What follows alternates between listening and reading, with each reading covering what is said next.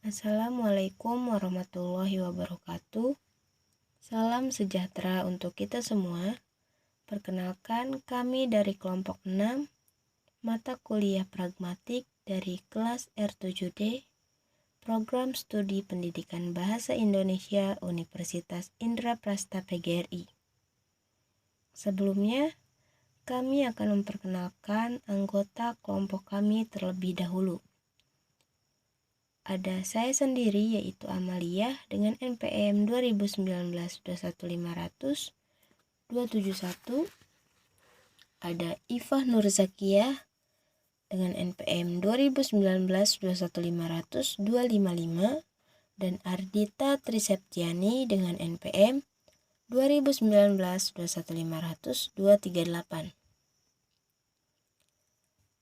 Kami akan membahas tentang bentuk dan nilai komunikatif suatu kalimat, yaitu ada hakikat kalimat, kalimat deklaratif, kalimat interrogatif, kalimat imperatif, kalimat eksklamatif, dan kalimat empatik. Hakikat kalimat menurut Aniza Dersayudita tahun 2019, kalimat merupakan satuan bahasa yang terdiri dari susunan kata yang dapat berdiri sendiri dengan menyatakan sebuah makna. Kalimat terdiri dari unsur subjek dan predikat. Kalimat biasanya digunakan untuk mengungkapkan pikiran maupun perasaan secara lisan maupun tulisan. Secara tulisan, kalimat biasanya diawali menggunakan huruf kapital dan diakhiri dengan tanda titik, tanda tanya, maupun tanda seru. Sekurang-kurangnya, kalimat dalam ragam resmi, baik lisan maupun tertulis, harus memiliki sebuah subjek dan sebuah predikat. Berdasarkan teori di atas, dapat disimpulkan bahwa kalimat terdiri atas gabungan atau susunan kata-kata yang memiliki makna untuk disampaikan kepada orang lain, baik berupa lisan maupun tulisan. Kalimat setidaknya harus terdiri dari subjek dan predikat. Kalimat harus diawali dengan huruf kapital dan diakhiri dengan tanda titik, tanda tanya, atau tanda seru. Sebagai contoh, Umar mengepel lantai. Pada contoh tersebut, seakan memiliki makna untuk menyampaikan bahwa Umar sedang mengepel lantai, yang terdiri dari gabungan 3 kata yaitu Umar, mengepel, dan lantai. Kata Umar yang merupakan awal kalimat menggunakan huruf kapital. Pada contoh tersebut diakhiri oleh tanda titik. Contoh di atas terdiri dari subjek, predikat, dan objek, di mana Umar merupakan subjek, mengepel merupakan predikat, sedangkan lantai merupakan objek. Menurut Cair, tahun 2015, halaman 44, mengatakan bahwa kalimat adalah satuan sintaksis yang disusun dari konstituen dasar yang biasanya berupa klausa dilengkapi dengan konjungsi bila diperlukan. Maksud dari teori tersebut bahwa kalimat merupakan salah satu dari satuan sintaksis yang terdiri dari kata dasar, klausa, dan dapat dilengkapi oleh konjungsi atau kata hubung. Maka, kalimat ialah gabungan dari kata-kata, klausa, dan dapat juga dilengkapi oleh konjungsi ataupun preposisi. Sebagai contoh, adik dan kakak pergi ke sekolah. Pada contoh tersebut, kata adik dan kakak merupakan subjek, kata dan merupakan konjungsi atau kata hubung, lalu pada kata pergi merupakan predikat.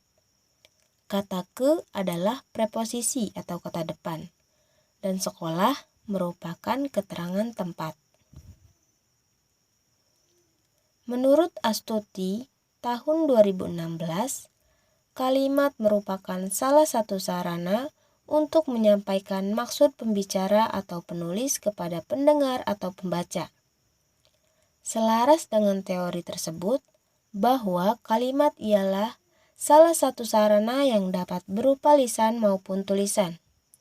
Kalimat bertujuan untuk menyampaikan maksud kepada pembaca atau pendengar. Sebagai contoh, ibu pergi ke pasar.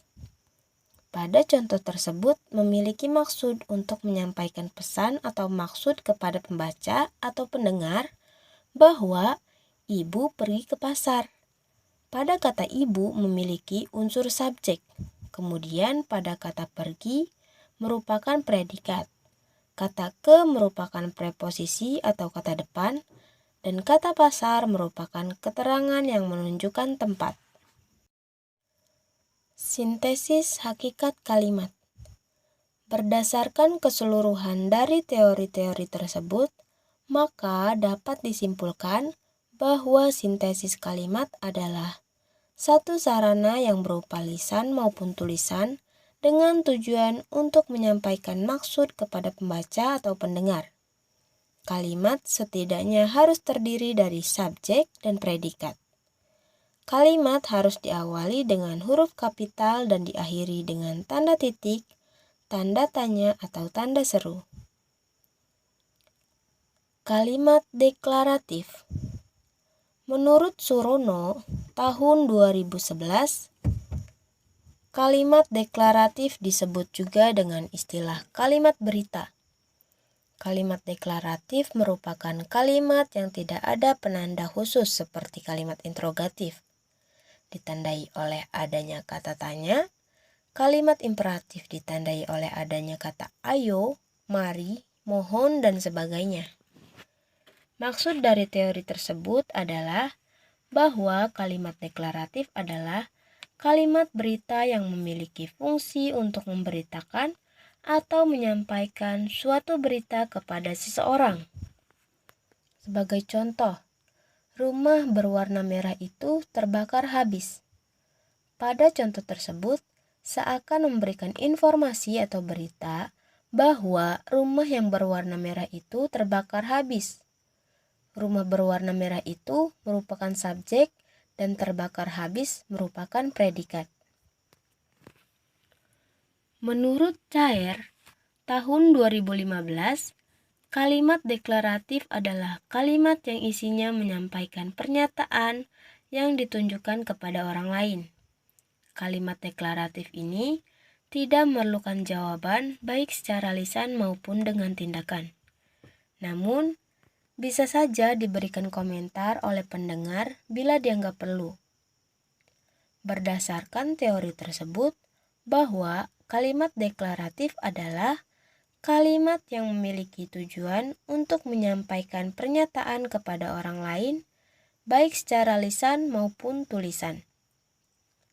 Sebagai contoh, abang sedang memperbaiki sepeda adik yang rusak.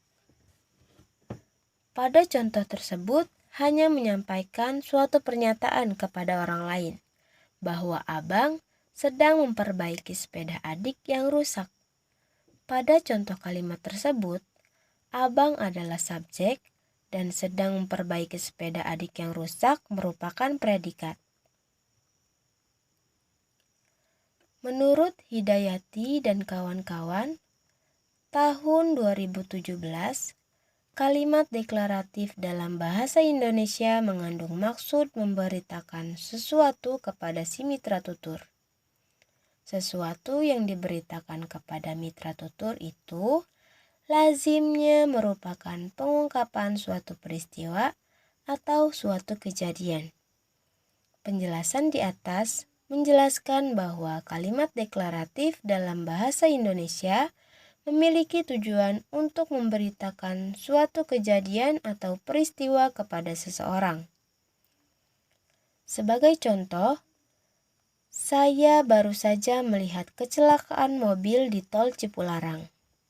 Pada contoh berikut, memberitahukan suatu kejadian atau peristiwa kecelakaan yang terjadi di tol Cipularang.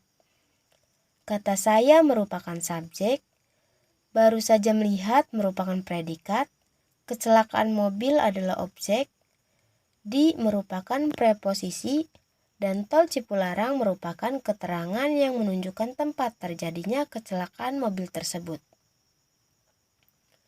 Sintesis kalimat deklaratif.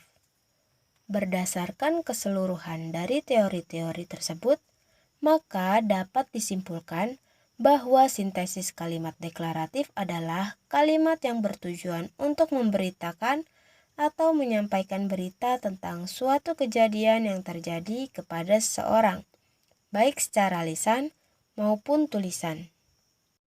Ciri-ciri kalimat deklaratif. Menurut Anggrainingsih tahun 2017, halaman 14, mengungkapkan bahwa ciri-ciri kalimat deklaratif yaitu 1. Bersifat informatif, 2. Bersifat tidak memaksa, 3. Tidak memerlukan respon, 4. Memiliki intonasi netral, dan 5. Diakhiri dengan tanda titik. Jenis-jenis kalimat deklaratif. Menurut Muhammad, tahun 2018, kalimat deklaratif terbagi menjadi 2 jenis, yaitu kalimat deklaratif aktif dan kalimat deklaratif pasif. Kalimat deklaratif aktif terbagi menjadi 3, yaitu kalimat deklaratif aktif transitif, kalimat deklaratif aktif intransitif, dan kalimat deklaratif aktif semi-transitif. Sedangkan kalimat deklaratif pasif terbagi menjadi 2, yaitu kalimat deklaratif pasif biasa dan kalimat deklaratif pasif zero. Kalimat deklaratif aktif transitif. Menurut Muhammad, tahun 2018, kalimat deklaratif aktif transitif merupakan kalimat yang biasa dimasukkan unsur objek ke dalamnya. Predikat pada kalimat ini biasanya berawalan dengan imbuhan me, dan kalimatnya juga bisa diubah ke dalam bentuk kalimat pasif. Teori di atas memiliki maksud bahwa kalimat deklaratif aktif transitif merupakan kalimat berita yang memiliki tujuan untuk menyampaikan suatu berita kepada seseorang, tetapi tidak harus memiliki objek di dalam kalimatnya, tetapi dapat juga memasukkan objek di dalamnya. Kemudian, pada kalimat deklaratif aktif transitif ini, kata kerja atau predikatnya harus berawalan me. Selain itu, ciri lain dari kalimat deklaratif aktif transitif ini dapat diubah ke dalam bentuk pasif. Sebagai contoh, pemerintah resmi menaikkan harga bahan bakar minyak adalah bentuk aktif. Harga bahan bakar minyak resmi dinaikkan oleh pemerintah adalah bentuk pasif. Pada contoh tersebut, terdapat maksud untuk menyampaikan informasi kepada orang atau masyarakat bahwa pemerintah resmi menaikkan harga BBM. Contoh tersebut memiliki kata kerja yang berimbuhan me, yaitu menaikkan. Kemudian dapat diubah ke dalam bentuk pasif sehingga berubah menjadi berimbuhan di, dinaikkan. Cara mengubah dari kalimat aktif ke dalam kalimat pasif pada contoh tersebut adalah dengan menukar antara subjek dan objek, sehingga subjek menjadi berada di akhir dan objek berada di awal kalimat. Kalimat deklaratif aktif intransitif. Menurut Hidayati dan kawan-kawan, tahun 2017, kalimat deklaratif aktif intransitif adalah kalimat berita yang tidak perlu disertakan objek di dalamnya. Kalimat deklaratif aktif intransitif ini tidak dapat diubah ke dalam bentuk pasif. Pola struktur dari kalimat aktif intransitif ini biasanya berbentuk subjek predikat keterangan, atau subjek predikat pelengkap. Predikat dalam kalimat jenis ini menggunakan kata kerja berimbuhan ber. Teori tersebut menyampaikan bahwa kalimat deklaratif aktif intransitif ini ialah kalimat berita yang tidak perlu memasukkan objek di dalam kalimatnya.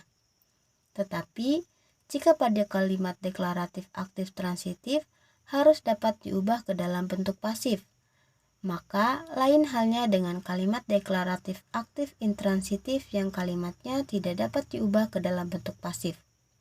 Kemudian, pola kalimatnya dapat berupa subjek predikat keterangan, atau subjek predikat pelengkap. Biasanya, kalimat ini menggunakan kata kerja yang berimbuhan ber. Sebagai contoh, aku sudah bertemu dengannya. Pada contoh di atas merupakan kalimat yang menyatakan suatu keadaan atau kejadian. Pada kalimat tersebut tidak dapat diubah ke dalam bentuk kalimat pasif. Contoh tersebut terdapat subjek, predikat, dan pelengkap. Kata aku merupakan subjek, sudah bertemu merupakan predikat, dan dengannya merupakan unsur pelengkap. Contoh tersebut memiliki kata kerja berimbuhan ber, yaitu bertemu. Kalimat deklaratif aktif semi-transitif. Menurut Anggrainingsih, tahun 2017, halaman 14, kalimat ini adalah kalimat aktif yang tidak perlu dicantumkan objek di dalamnya. Adapun unsur lain yang dimasukkan ke dalam kalimat ini adalah pelengkap. Maksud dari teori tersebut bahwa kalimat deklaratif aktif semi-transitif ialah kalimat berita yang harus memasukkan unsur pelengkap di dalam kalimatnya dan tidak harus memerlukan unsur objek. Sebagai contoh, adik bermain sendirian. Pada contoh kalimat deklaratif atau berita tersebut tidak menggunakan unsur objek, namun terdapat unsur pelengkap, yaitu pada kata sendirian. Kalimat deklaratif pasif biasa. Menurut Muhammad tahun 2018, kalimat deklaratif pasif ini hasil perubahan bentuk dari kalimat deklaratif aktif transitif. Predikat pada kalimat ini biasanya menggunakan imbuhan di, ter, dan ke, an. Berdasarkan teori di atas, mengungkapkan maksud bahwa kalimat deklaratif pasif biasa ialah bentuk perubahan dari kalimat deklaratif aktif transitif. Pada kalimat deklaratif pasif biasa ini menggunakan imbuhan di, ter, dan ke, an. Sebagai contoh, rambut Dina tertiup angin. Pada contoh kalimat tersebut terdapat imbuhan ter, yaitu tertiup. Kalimat deklaratif pasif zero. Menurut Hidayati dan kawan-kawan, tahun 2017, kalimat pasif ini mempunyai predikat berakhiran kan. Selain itu, predikatnya merupakan kata dasar yang terbentuk dari jenis-jenis kata kerja. Objek pada kalimat ini berupa objek penderita yang ditulis tanpa disisipkan oleh kata lain. Penjelasan dari teori tersebut ialah bahwa kalimat deklaratif pasif zero merupakan kalimat berbentuk pasif yang menggunakan predikat berakhiran kan, lalu tidak memerlukan sisipan kata lain. Sebagai contoh, aku sudah mengerjakan PR. Pada contoh tersebut terdapat predikat yang memiliki akhiran kan, yaitu mengerjakan. 3. Kalimat interrogatif. Markamah pada tahun 2011 mengatakan bahwa kalimat interrogatif atau kalimat tanya merupakan kalimat yang isinya menanyakan sesuatu kepada pendengar atau pembaca.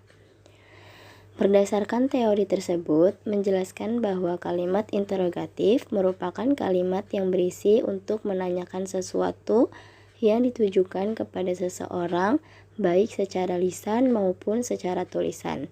Contoh, apakah kamu sudah makan? Contoh kalimat tersebut adalah kalimat yang mengandung pertanyaan yang ditujukan kepada seseorang karena menggunakan kata tanya apakah dan menggunakan tanda tanya. Hidayati dan kawan-kawan pada tahun 2017 menjelaskan bahwa kalimat interrogatif adalah kalimat yang mengandung maksud menanyakan sesuatu kepada si mitra tutur. Maksud dari teori tersebut bahwa kalimat interrogatif ialah kalimat yang memiliki tujuan untuk menanyakan suatu hal kepada mitra tutur atau lawan bicara. Contoh, kenapa kamu tidak masuk sekolah kemarin? Contoh kalimat interrogatif tersebut bermaksud untuk menanyakan kepada lawan bicara atau kepada mitra tutur menggunakan kata tanya kenapa.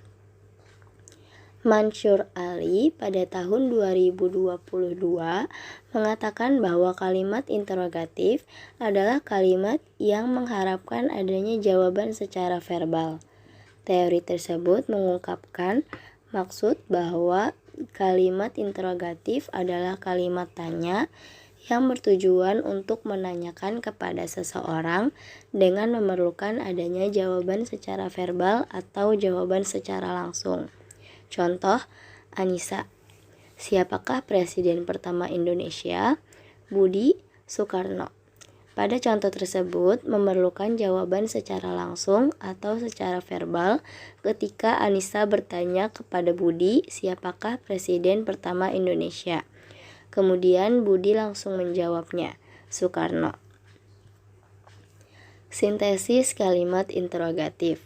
Berdasarkan keseluruhan dari teori-teori tersebut, maka dapat disimpulkan bahwa sintesis kalimat interrogatif adalah kalimat yang bermaksud untuk menanyakan sesuatu kepada seseorang baik secara lisan maupun secara tulisan, dan memerlukan jawaban secara langsung dari lawan bicara yang ditanyakan.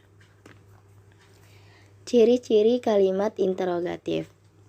HR pada tahun 2010 menjelaskan bahwa kalimat interrogatif memiliki ciri-ciri sebagai berikut. 1.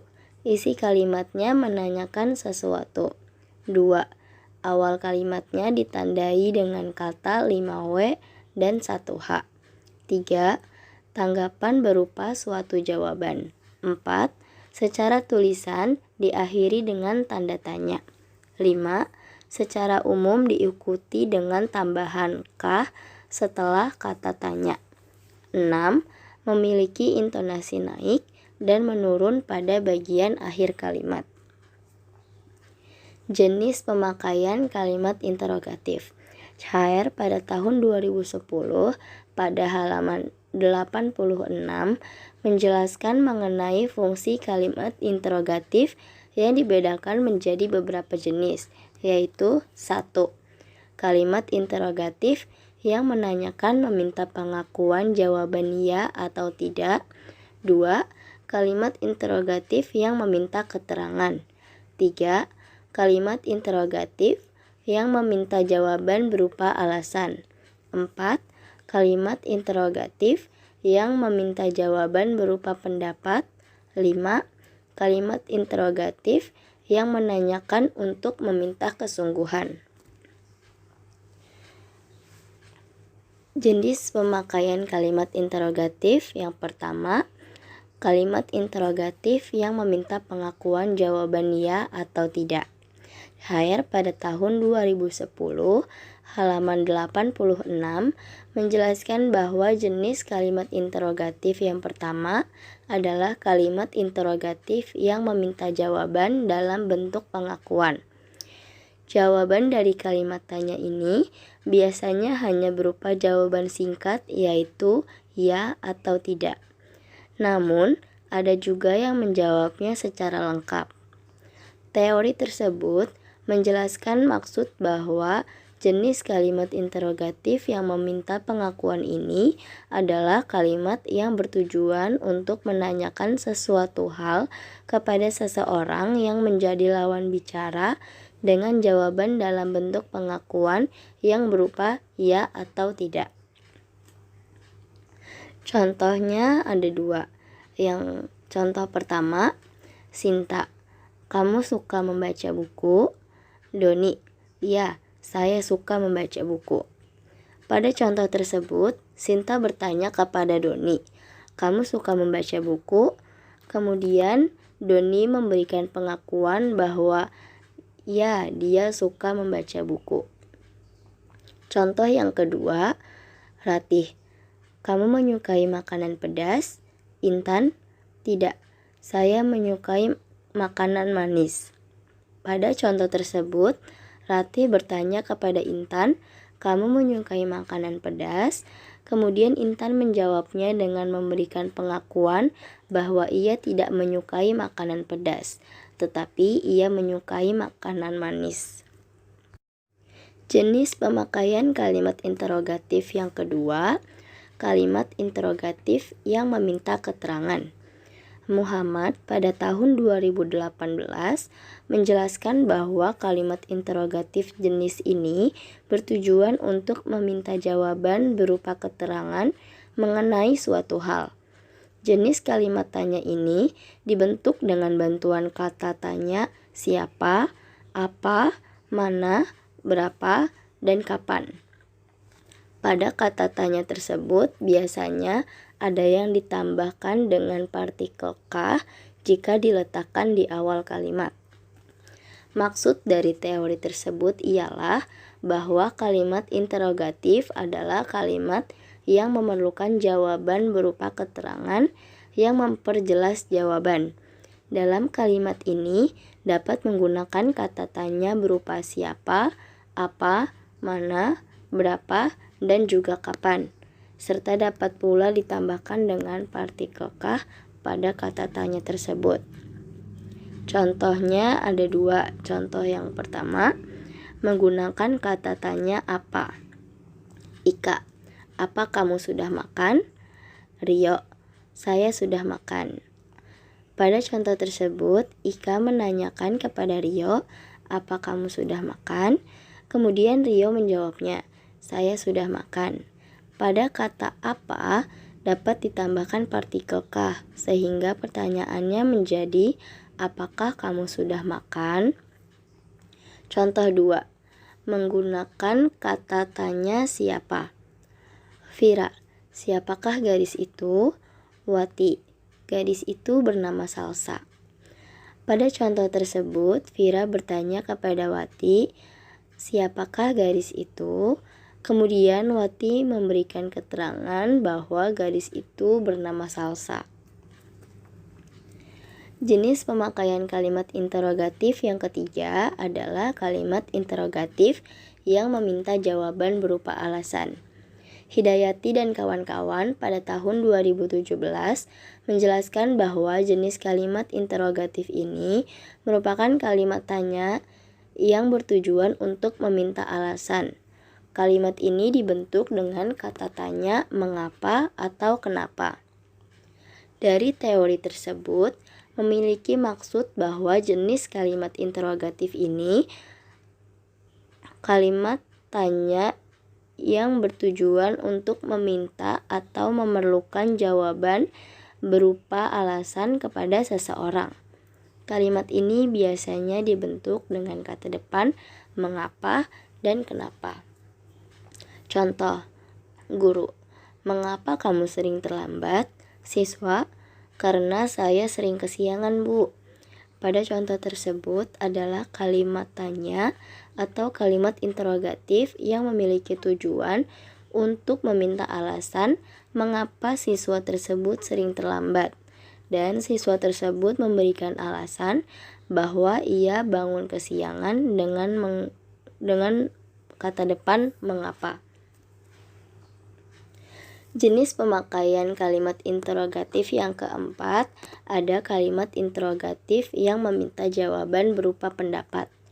Putrayasa pada tahun 2017 menjelaskan bahwa kalimat interrogatif ini bertujuan untuk meminta pendapat orang lain. Kalimat jenis ini dibentuk dengan menggunakan kata tanya bagaimana. Apabila kata tanya bagaimana diletakkan di awal kalimat, boleh menggunakan tambahan partikel kah. Sementara kata tanya bagaimana yang diletakkan pada akhir kalimat tidak bisa menggunakan tambahan partikel kah. Penjelasan dari teori tersebut ialah bahwa jenis kalimat interrogatif ini meminta pendapat orang lain dengan bentuk kata tanya bagaimana. Jika berada di awal kalimat, boleh ditambahkan dengan partikel kah. Namun jika berada di akhir kalimat, tidak bisa ditambahkan partikel kah. Contohnya, bagaimanakah rasa makanan ini? Pada contoh tersebut meminta pendapat orang lain tentang rasa makanan. Kata bagaimana berada di awal kalimat sehingga dapat ditambahkan dengan partikel kah. Jenis pemakaian kalimat interrogatif yang kelima, ada kalimat interrogatif yang menanyakan untuk meminta kesungguhan. Jawaban yang diharapkan adalah betul atau tidak. Rahayu pada tahun 2018 menjelaskan bahwa jenis kalimat interrogatif ini merupakan kalimat tanya yang digunakan untuk meminta kesungguhan. Jawaban dari kalimat tanya ini biasanya hanya berupa jawaban singkat, yaitu betul atau tidak. Teori di atas mengungkapkan maksud bahwa kalimat interrogatif jenis ini adalah kalimat interrogatif yang berupa menanyakan sesuatu kepada orang lain dengan meminta kesungguhan akan jawaban yang diberikan. Jawabannya dapat berupa jawaban singkat, yaitu betul atau tidak. Contohnya, Rani, Anda berasal dari desa bukan? Santi, betul. Pada contoh berikut berupa pertanyaan yang meminta kesungguhan, di mana Rani bertanya kepada Santi, Anda berasal dari desa bukan? Dan Santi menjawab, betul. 4. Kalimat imperatif. Putra Yasa pada tahun 2017 pada halaman 103 mengatakan bahwa kalimat imperatif adalah kalimat yang isinya menyuruh orang lain untuk melakukan sesuatu yang kita kehendaki. Berdasarkan teori di atas, maksudnya adalah bahwa kalimat imperatif ialah kalimat yang berisi menyuruh orang lain untuk melakukan sesuatu. Contoh, jangan terlambat masuk ke dalam kelas. Pada contoh tersebut bermaksud untuk menyuruh seseorang agar jangan terlambat masuk ke dalam kelas. Rahayu pada tahun 2018 mengungkapkan bahwa kalimat imperatif atau kalimat perintah merupakan kalimat yang mengandung makna meminta atau memerintah seseorang untuk melakukan sesuatu.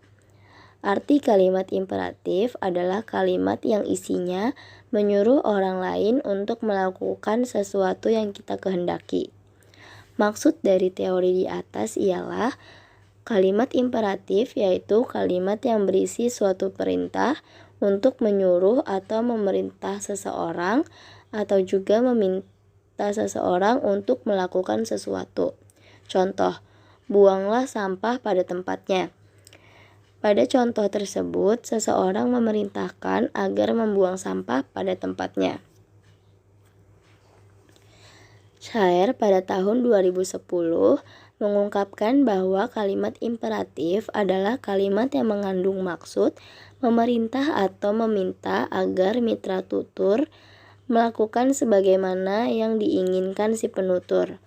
Kalimat imperatif juga dikenal dengan nama kalimat perintah adalah kalimat yang dipakai oleh komunikator untuk menyuruh atau melarang komunikan. Dalam bahasa lisan, kalimat ini berintonasi akhir menurun. Sedangkan dalam bahasa tulis, kalimat ini diakhiri dengan tanda seru atau tanda titik.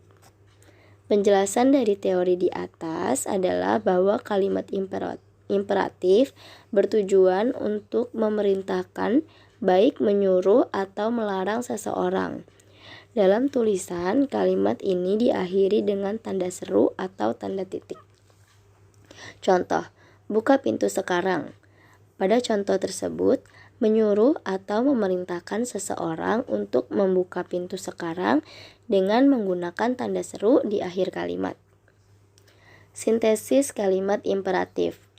Berdasarkan keseluruhan dari teori-teori tersebut, maka dapat disimpulkan bahwa sintesis kalimat imperatif adalah kalimat yang berisi untuk menyuruh atau memerintahkan kepada seseorang untuk melakukan suatu kehendak, baik secara lisan maupun secara tulisan. Kalimat imperatif secara tulisan diakhiri dengan tanda seru atau tanda titik. Selanjutnya jenis-jenis kalimat imperatif. Rahayu pada tahun 2018 menyatakan bahwa kalimat imperatif terdiri dari 5 jenis, yaitu yang pertama kalimat imperatif biasa, yang kedua kalimat imperatif permintaan, yang ketiga kalimat imperatif pemberian izin, yang keempat kalimat imperatif ajakan, dan yang kelima kalimat imperatif suruhan. Yang pertama ada kalimat imperatif biasa. Aniza Derzayudita pada tahun 2019 mengatakan bahwa kalimat imperatif biasa memiliki ciri-ciri sebagai berikut. Kalimat 1. Memakai intonasi keras, 2. Didukung dengan kata kerja dasar, dan 3. Berpartikel pengeras lah. Kalimat imperatif ini berkisar antara imperatif yang sangat halus sampai dengan imperatif yang sangat kasar. Berdasarkan teori di atas memiliki maksud bahwa kalimat imperatif biasa memiliki ciri-ciri intonasi keras, menggunakan kata kerja dasar, dan berpartikel lah. Contoh kalimat imperatif biasa. Janganlah membaca di tempat yang gelap. Pada contoh tersebut memerintahkan seseorang bahwa jangan membaca di tempat yang gelap. Contoh tersebut menggunakan kata kerja dasar yaitu baca menjadi membaca, menggunakan partikel lah, janganlah, dan berintonasi keras sebab menggunakan tanda seru. Yang kedua, kalimat imperatif permintaan. Hidayati dan kawan-kawan mengatakan bahwa kalimat imperatif permintaan adalah kalimat imperatif dengan kadar suruhan sangat halus. Kalimat imperatif permintaan ditandai dengan pemakaian penanda kesantunan, tolong, coba, harap, mohon, sudilah kiranya, dapatkah seandainya, diminta dengan hormat, dan dimohon dengan sangat. Berdasarkan teori di atas, maka dapat disimpulkan maksudnya bahwa kalimat imperatif permintaan adalah kalimat yang bertujuan untuk menyuruh dengan sangat halus dan ditandai dengan kesantunan. Tolong, coba, harap, mohon, sudilah kiranya, dapatkah seandainya, diminta dengan hormat, dan dimohon dengan sangat. Contoh kalimat imperatif permintaan. Mohon para pengunjung tidak merokok di ruangan ini. Pada contoh tersebut merupakan kalimat imperatif yang menggunakan penanda kesantunan yaitu mohon pada awal kalimat. Yang ketiga, kalimat imperatif pemberian izin. Putra Yasa pada tahun 2017 mengatakan bahwa kalimat imperatif pemberian izin adalah kalimat yang dimaksudkan untuk memberikan izin. Kalimat ini ditandai dengan pemakaian penanda kesantunan silakan, biarlah, diperkenankan, dipersilakan, dan diizinkan. Berdasarkan penjelasan teori di atas, maksudnya ialah bahwa kalimat imperatif pemberian izin ialah kalimat perintah yang berfungsi untuk menyuruh atau memerintahkan seseorang dengan ditandai dengan kata silakan, biarlah, diperkenankan, dipersilakan, dan diizinkan. Contoh kalimat imperatif pemberian izin. Sebelum makan, silakan cuci tangan terlebih dahulu. Pada contoh kalimat tersebut merupakan kalimat perintah yang menggunakan kata silakan dalam kalimatnya. Yang keempat, jenis imperatif ajakan. Nurdianti Ika pada tahun 2018 menyatakan bahwa kalimat imperatif ajakan biasanya digunakan dengan penanda kesantunan ayo, biar, coba, mari, harap, hendaknya, dan hendaklah. Maksud dari teori tersebut ialah bahwa kalimat imperatif ajakan adalah kalimat perintah yang bersifat mengajak seseorang untuk melakukan sesuatu menggunakan penanda kesantunan seperti ayo, biar, coba, mari, harap, hendaknya, dan hendaklah. Contoh, hendaknya segera kita selesaikan tugas ini. Pada contoh kalimat tersebut merupakan kalimat perintah untuk mengajak seseorang untuk segera menyelesaikan tugas menggunakan penanda kesantunan hendaknya dalam kalimatnya. Yang kelima ada kalimat imperatif suruhan. Mulyono dan kawan-kawan pada tahun 2017 menyatakan bahwa kalimat imperatif suruhan digunakan dengan Penanda kesantunan ayo, biar, coba, harap, hendaknya, hendaklah, mohon, silakan, dan tolong. Maksud dari teori tersebut ialah bahwa kalimat imperatif suruhan adalah kalimat perintah yang di dalam kalimatnya menggunakan penanda kesantunan ayo, biar, coba, harap, hendaknya, mohon, silakan, dan tolong. Contoh, saudara sekalian, harap segera memasuki aula karena acara akan segera dimulai. Pada contoh kalimat tersebut merupakan kalimat imperatif suruhan karena menyuruh seseorang dengan menggunakan penanda kesantunan yaitu harap dalam kalimatnya. Yang kelima, kalimat ekslamatif. Nurdianti Ika pada tahun 2018 mengatakan bahwa kalimat ekslamatif yaitu kalimat yang menggambarkan suatu keadaan yang mengundang kekaguman. Penjelasan dari teori tersebut ialah bahwa kalimat ekslamatif adalah kalimat yang isinya menggambarkan sebuah kekaguman baik secara lisan maupun tulisan. Contoh, wah, sepedamu bagus sekali. Pada contoh kalimat tersebut menggambarkan kekaguman seseorang kepada suatu sepeda sehingga mengatakan dengan kagum bahwa sepedamu bagus sekali. Mulyono dan kawan-kawan pada tahun 2017 mengatakan bahwa jenis kalimat ekslamatif ini sering ditemukan lewat partikel interjeksi betapa, alangkah, atau bukan main pada kalimat-kalimat berpredikat adjektifal. Berdasarkan ungkapan teori di atas, maka dapat disimpulkan bahwa maksudnya ialah kalimat ekslamatif adalah kalimat yang menggambarkan kekaguman dengan partikel interjeksi seperti betapa, alangkah, atau bukan main pada kalimat berpredikat adjektifal. Contoh, betapa cantiknya dirimu. Pada contoh tersebut menggunakan partikel interjeksi betapa pada kalimat berpredikat adjektifal yaitu cantiknya. Hidayati dan kawan-kawan pada tahun 2017 mengatakan bahwa kalimat ekslamatif adalah kalimat yang dimaksudkan untuk menyatakan rasa kagum. Ketentuan-ketentuan berikut dengan digunakan untuk membentuk tuturan ekslamatif. 1. Susunan kalimat dibuat inversi. 2. Partikelnya melekat pada predikat yang telah diletakkan di depan subjek. 3. Kata seru alangkah dan bukan main diletakkan di posisi ke depan. Dari penjelasan teori di atas ialah bahwa kalimat ekslamatif menyatakan rasa kagum terhadap sesuatu dengan menggunakan ketentuan membuat kalimat inversi, menggunakan partikelnya pada predikat di depan subjek dan menggunakan kata seru seperti alangkah dan bukan main di awal kalimat. Contohnya, bukan main kencangnya cara dia berkendara sepeda motor. Pada contoh kalimat tersebut merupakan kalimat yang menggambarkan bahwa seseorang kagum terhadap kencangnya orang berkendara motor tersebut dengan menggunakan kata bukan main dalam kalimatnya, kalimat diubah ke dalam bentuk inversi. Selanjutnya sintesis kalimat ekslamatif. Berdasarkan keseluruhan dari teori-teori tersebut, maka dapat disimpulkan bahwa sintesis kalimat ekslamatif adalah kalimat yang menggambarkan kekaguman seseorang suatu hal baik secara lisan maupun tulisan. Kalimat ekslamatif menggunakan partikel interjeksi yang berupa betapa, alangkah, atau bukan main pada kalimat berpredikat adjektifal. Langkah-langkah kalimat ekslamatif. Menurut Mulyono dan kawan-kawan pada tahun 2017, langkah-langkah yang perlu dilakukan untuk menyusun kalimat ekslamatif sebagai berikut. 1. Mengubah struktur subjek predikat dalam kalimat menjadi predikat subjek inversi.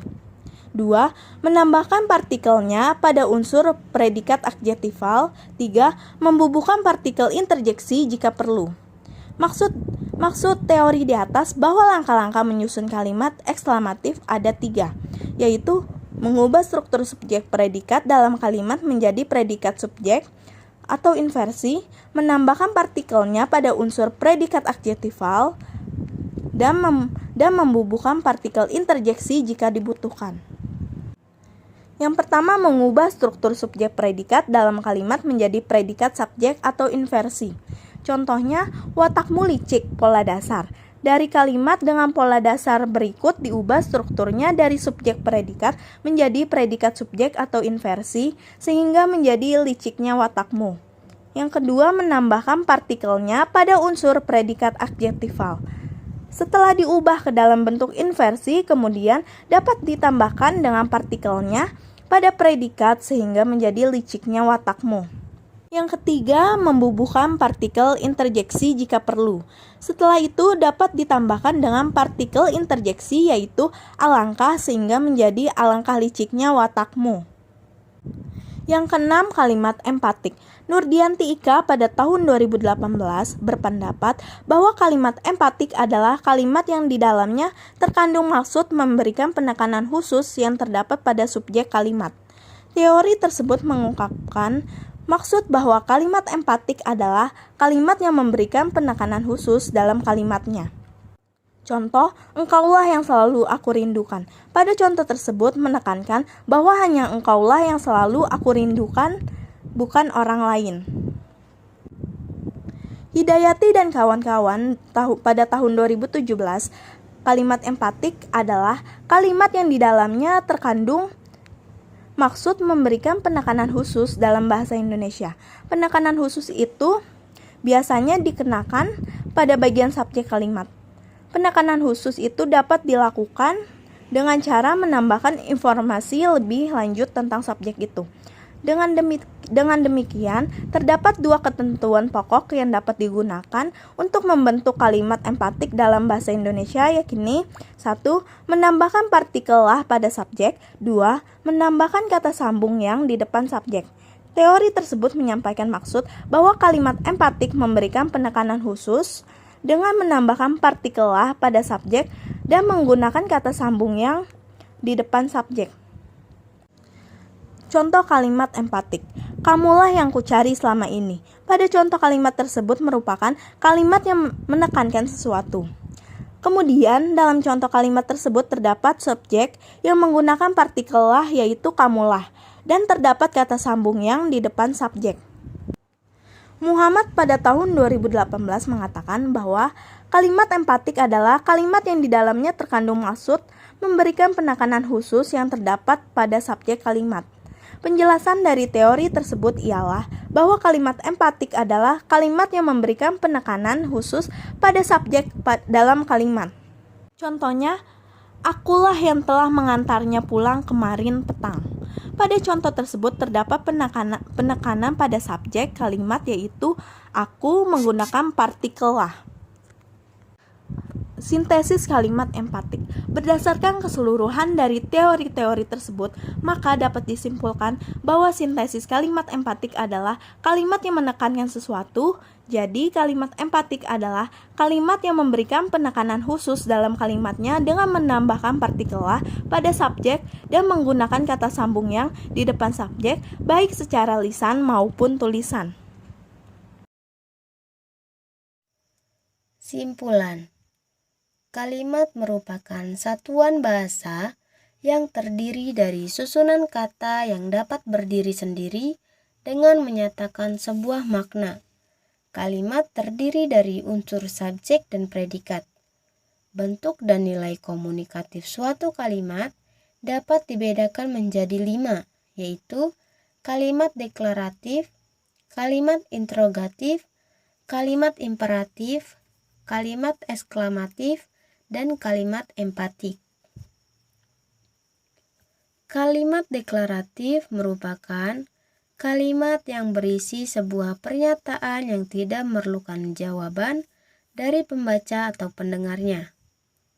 Kalimat interrogatif adalah kalimat yang berisi pertanyaan yang bertujuan untuk mendapatkan informasi. Kalimat imperatif yang juga dikenal dengan nama kalimat perintah adalah kalimat yang dipakai oleh komunikator untuk menyuruh atau melarang komunikan. Kalimat eksklamatif disebut juga kalimat seru atau kalimat interjeksi. Kalimat empatik merupakan kalimat yang di dalamnya berisi penegasan khusus kepada subjek kalimat.